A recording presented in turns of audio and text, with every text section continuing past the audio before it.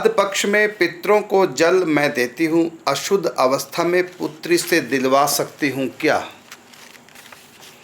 मैं बताना चाहूँगा कि कन्यादान से पहले पुत्री पिता के गोत्र की होती है, और जब कन्यादान हो जाता है, जिसको कन्यादान किया गया वो पति के गोत्र की हो जाती है उस समय। इसलिए कंवारी लड़की है, पवित्र अवस्था में है, और ऐसी स्थिति है जो नहीं कर पा रही है माँ, तो ऐसी स्थिति में बेटी भी अपने पितरों के लिए कुछ कर सकती है। अगला प्रश्न है, क्योंकि इसको लेकर के कई बार डिबेट हो चुकी है और बड़ा तर्क वितर्क चला, तो उसमें कईयों ने कहा कि स्त्री नहीं दे सकती, पिंडदान आदि नहीं कर सकती, लेकिन ऐसा नहीं है, क्योंकि शास्त्र का वचन है कि जब तक लड़की का कन्यादान न हो तब तक वो पिता के गोत्र की कहलाती है। और एक बात और है कि आज छोटे से परिवार सिमट के रह गए हैं, कईयों के केवल लड़के ही हैं, लड़का नहीं है। तो इस समय भी कहा गया है कि लड़कियां कहते हैं कि हम क्यों नहीं दे सकती, जब हमारा भाई नहीं, हम अपने पितरों के लिए कुछ क्यों नहीं कर सकती।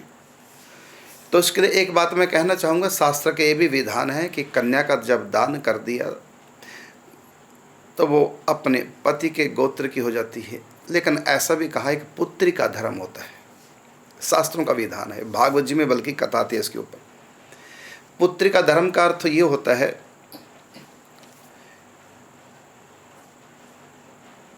कि पिता भी गोद ले सकते हैं अपने दोहित्र को, नाना जी मतलब। तो उसमें होता ये है, एक छोटी सी क्रिया करनी पड़ती है। जब कन्यादान करते तो उस समय एक संकल्प करना पड़ता है कि इस कन्या का पहली जो संतान है वो मेरी होगी। तो नाना जी की वो संतान कहलाएगी, नाना जी उसको गोद ले सकते हो, नाना के गोत्र की ही कहलाएगी। जैसा कि दक्षिणा जो है उनको गोद लिया था मनु महाराज ने, और नहीं, मनु महाराज की बात नहीं कर रहा हूँ मैं, यज्ञ और दक्षिणा, यज्ञ और दक्षिणा दोनों एक प्रकार से भाई बहन थे। अर्थात ये भाई बहन क्यों बन गए, कारण था वो ये, क्योंकि यज्ञ भगवान का अवतार हुआ और यज्ञ बिना दक्षिणा के संपन्न नहीं होता।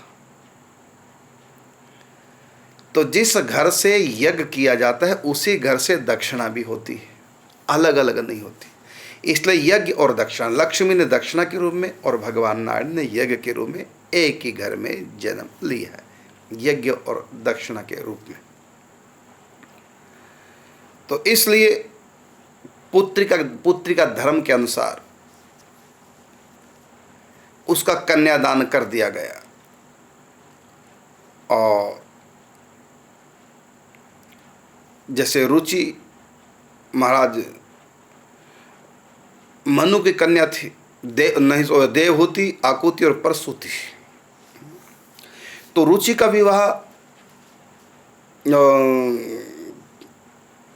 आकुति का विवाह रुचि नाम के प्रजापति से किया गया, और उनके यहाँ ही यज्ञ दक्षिणा का अवतार हुआ है। तो मनु महाराज ने वो पुत्री गोद ले ली, मैंने अपनी दोहित्री गोद ले ली, तो मनु महाराज के गोत्र की कहलाई, और फिर दक्षिणा का विवाह यज्ञ से कर दिया गया। वैसे वो भाई बहन जैसे लगते हैं, लेकिन मैं बताना चाहूँगा कि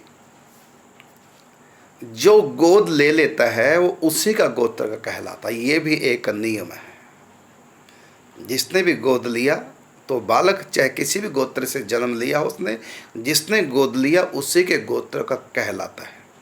ये भी एक नियम है। तो वो भी पिंडदान आदि कर सकता है।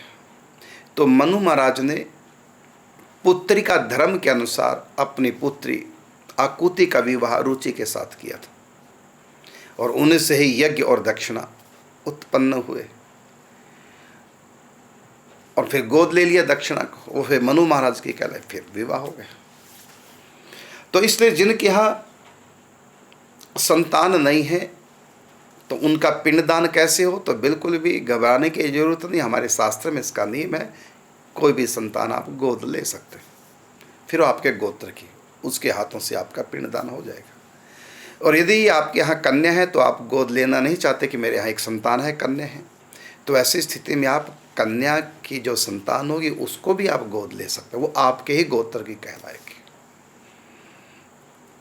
इस हिसाब से संतान चाहे है, चाहे लड़की है, चाहे लड़का, चाहे नहीं है, तब भी पिंडदान आपको प्राप्त होगा, क्योंकि गोद ली संतान भी अपनी ही संतान मानी जाती है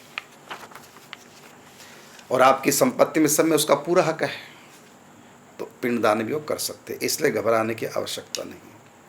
तो कन्या भी जब तक शादी नहीं हुई तब तक पिता गोत्र की, जब शादी होगी तो पति के गोत्र की हो गई।